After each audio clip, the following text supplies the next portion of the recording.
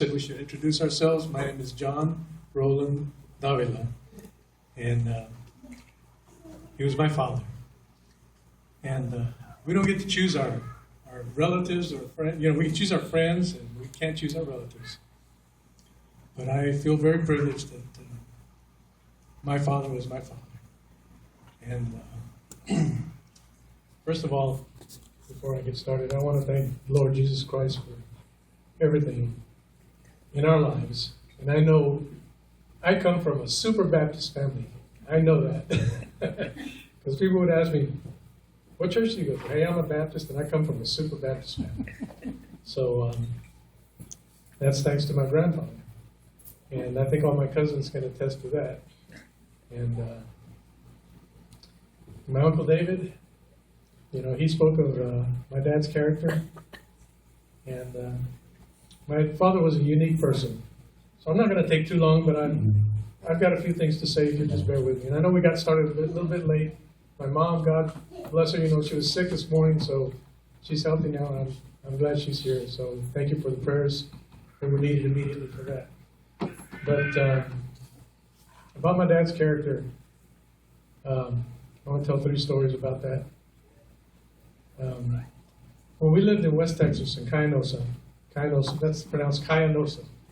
And Cayanosa is a little blink of a town. You drive past it, you barely even notice you drove past it. But that's where he wanted to live, because he was a cowboy. He always wore a cowboy hat. If anybody knew my dad, he loved country music, and he was a cowboy. And so I grew up out in West Texas, and when it came time for me to start first grade, because we lived outside of the school district, which was in Fort Stockton, Texas, we had a right to choose which school I could go to. And of course, in the 60s, early 60s, there was always, you know, the white school and the other schools. And my dad was very well aware of the law and of his rights and everything. And he drove me straight to the white school. And I remember to this day, just like if it was yesterday, we're standing there, and we're in line, and he's getting ready to register me. And the principal comes over, and he says, excuse me, sir, could I talk to you for just a moment on one side? So he pulled us off to one side, and he said, sir, he says, I'm sorry, he said, but I believe you're at the wrong school.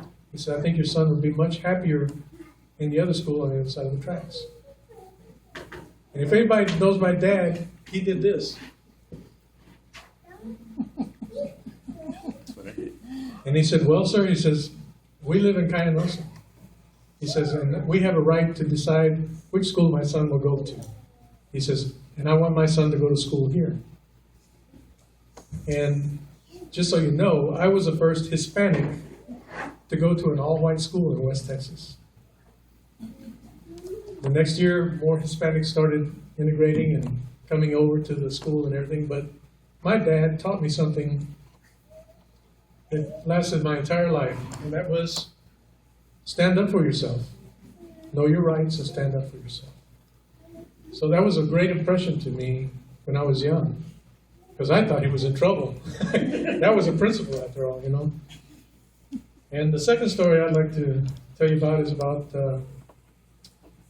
a baseball diamond in Cayanosa, Texas. Okay, this same little town, we didn't have anything for the kids to do.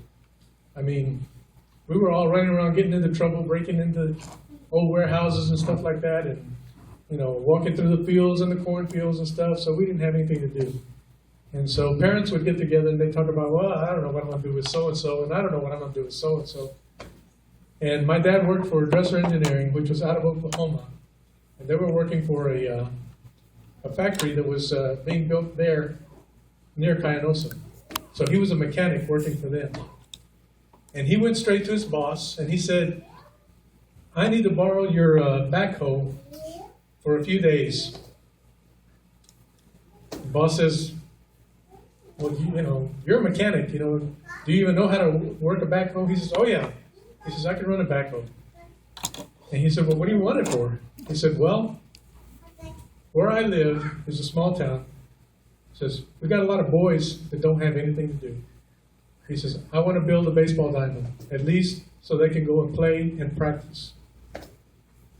And the boss said, well, how many kids? He said, oh, there's got to be at least, 10 or 12 of them. He said, well, do you think they'd be good baseball players?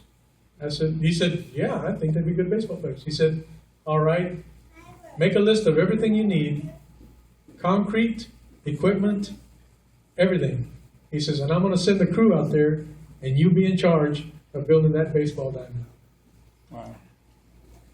That was another lesson that my dad taught me, is that when you see a need and you can fill it, do it. So, needless to say, I got on Google Earth and everything, and I searched for it, and the backstop is still there, and the dugouts are still there. They filled them. I mean, they spared no expense to build this diamond. And we played a lot of games, and we were called the Cayenosa Cowboys. So, I think my dad had something to say about the thing. So anyway, the third thing I'd like to talk about is the reason why the Boy Scouts were here. And as a matter of fact, I actually found out just yesterday through my wife's sister what it was really called. And if you think about it, it's called the Actions to Adopt a Flag. Okay, and she recalls that action. And she actually worked for a person that was close to President Nixon during the time. And President Nixon is the one that took that action to adopt the flag, and he wanted the entire country to do that. So if you notice the Boy Scout uniform on these boys, there's a American flag patch on the right side. In 1969, I was a Boy Scout. My dad was a scout leader. He had an idea, just like Carol said. He always comes up with all these ideas and things and stuff. Well, he was going to bring the troop together, all the boys together, and say, and he asked the question. He said, what do you think is missing from the Boy Scout uniform?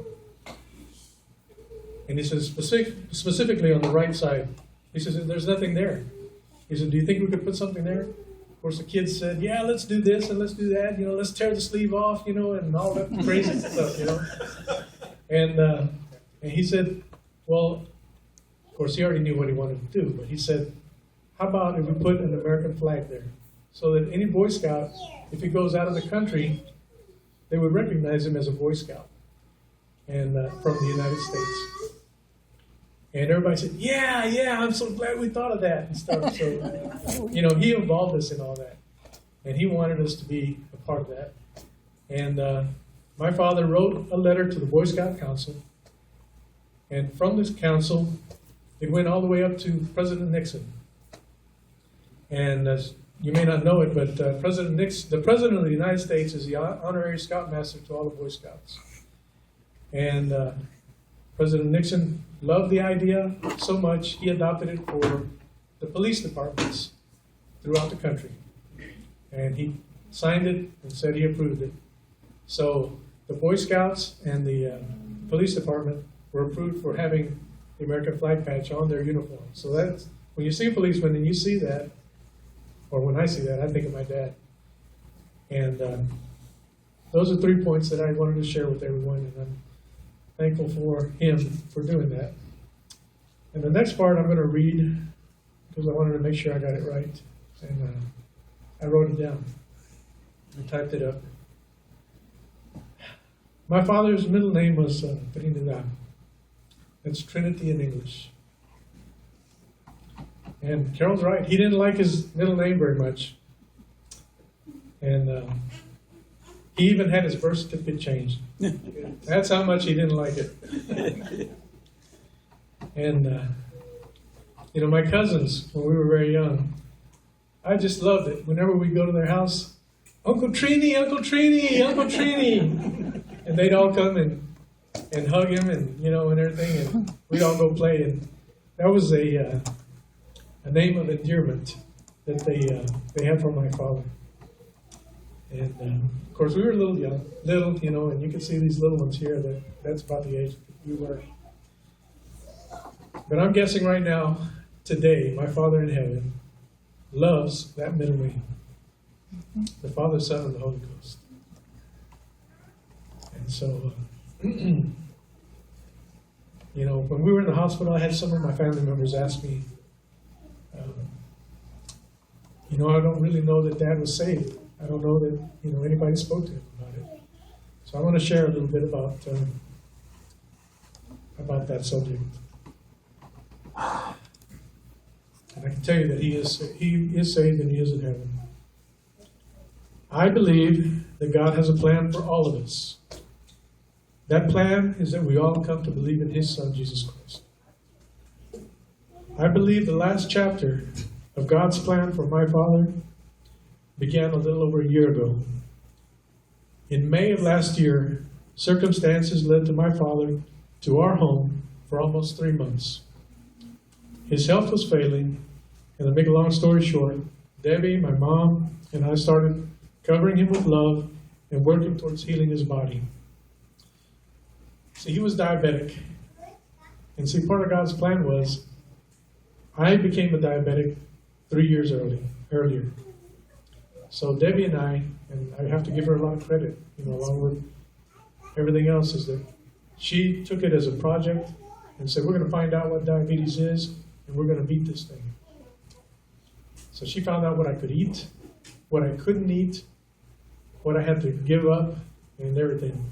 And the doctor was amazed at how quickly my diabetes came under control. So we were equipped for my father to come be with us. At the end of the 3 months, he got a good bill of health from his heart doctor.